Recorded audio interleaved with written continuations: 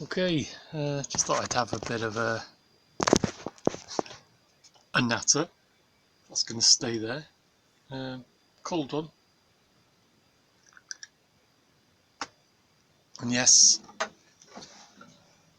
acoustic.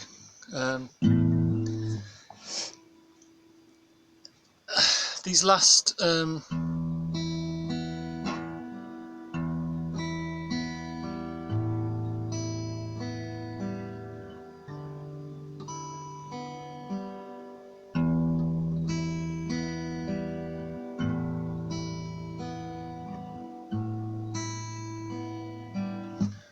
it's amazing that's in tune. I haven't tuned this for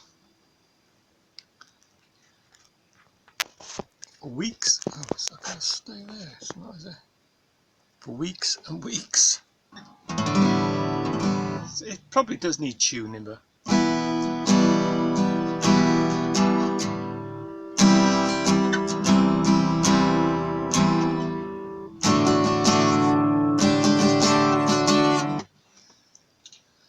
anyway, obviously, basically, yeah. My last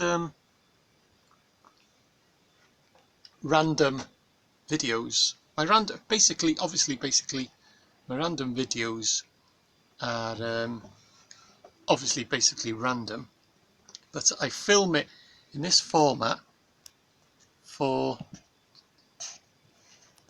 the more random effect. That's the point of it. A lot of people, it gets up their noses, doesn't it?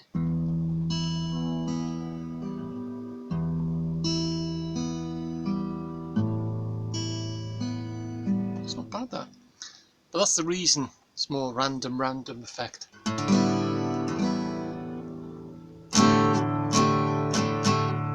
But that's the point I've done it anyway. So yeah, anyway, obviously, basically.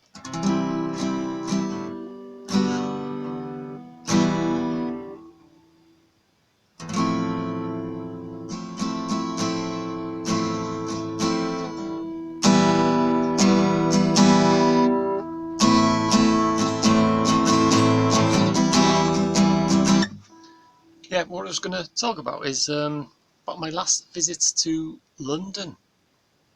I used to go pretty regular, well, at least once or twice a year going back. It would be in the late 80s and 90s. I used to go to London, and I used to stay in Crystal Palace campsite. Absolutely fantastic campsite, and caravan park as well.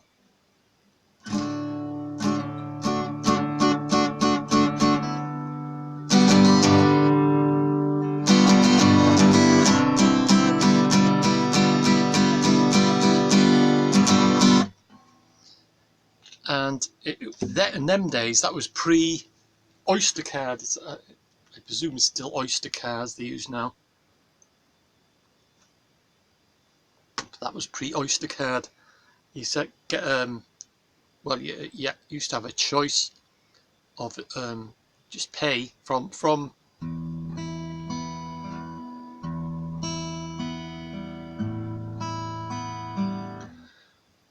the bus stop outside Crystal Palace campsite, and it cost you £1, and it was a fair journey. It was about a few mile, about 3 or 4 mile, I think, something like that, to get into the centre of London itself. You could drop off wherever you wanted it. Once you got into London, I think it terminated in where did it terminate?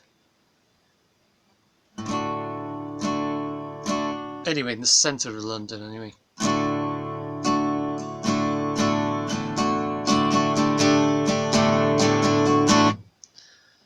And yeah, it only cost £1, and then, or you could get a travel card or zones, different zones from 1 to 6, and I think I got zone 1 to 4.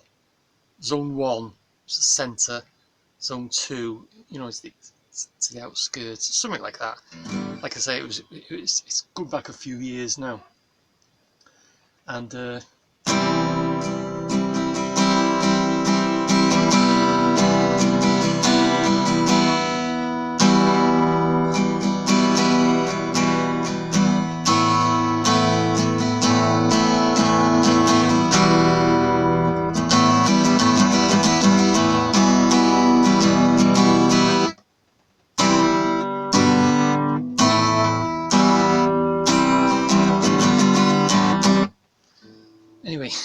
anyway, obviously, basically, what's it going on about? Oh yeah, yeah, you could get a travel card, and then you just show the bus driver now, but it's all Oyster, this Oyster card, and this was, like I say, when I used to go, it was pre Oyster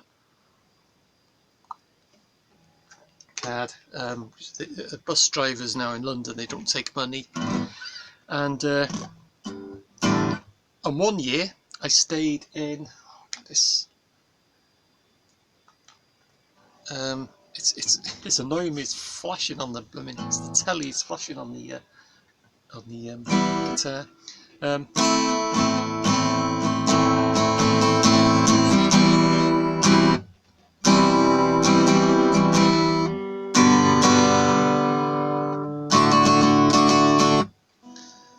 Yeah. So anyway, obviously, basically, I'll get to the end of the tale in a minute.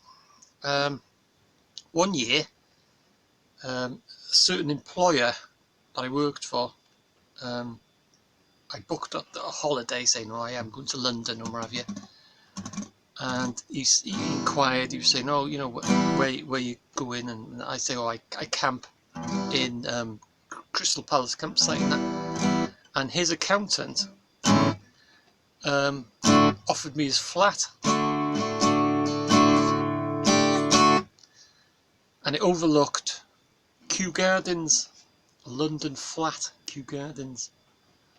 But I never took him up on the offer, which I should have done. I could have had it for free.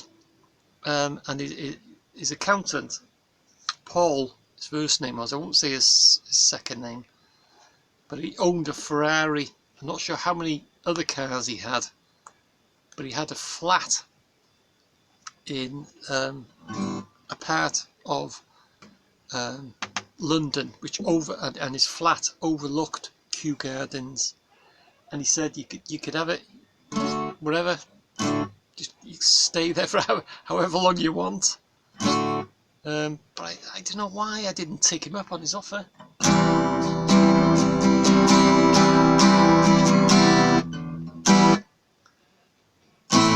I would now. I would.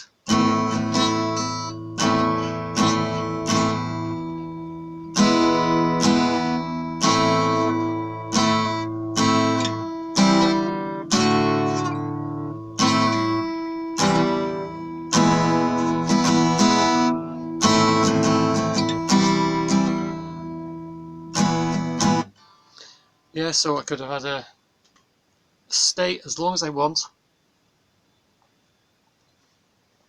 in a flat in London overlooking Kew Gardens. Answers, comments down below. I'm not too sure. I know a lot of London, but I'm not too sure the area where Kew Gardens is, whether it's south, east, west, north. I don't think it's north. I don't think it's far from the actual centre of London itself. But I could have had, stays in a flat in London, and I refused. I said, "No, you're okay." And he said, well, this accountant, told my employer, "Yeah, tell him I'll give him the keys, and he can stay there as long as he wants, and have that." Can you imagine that? Me in a flat in London, in Kew Gardens.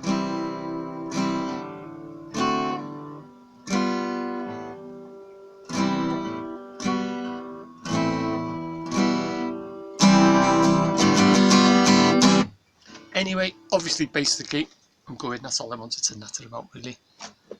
Yeah, had the chance of a flat in London. With this accountant, like I say, he had a Ferrari and a personalised number plate. But I won't say his full name, but his name was Paul. But he, obviously, basically, wasn't short of a few quid. But why didn't I take him up on that offer?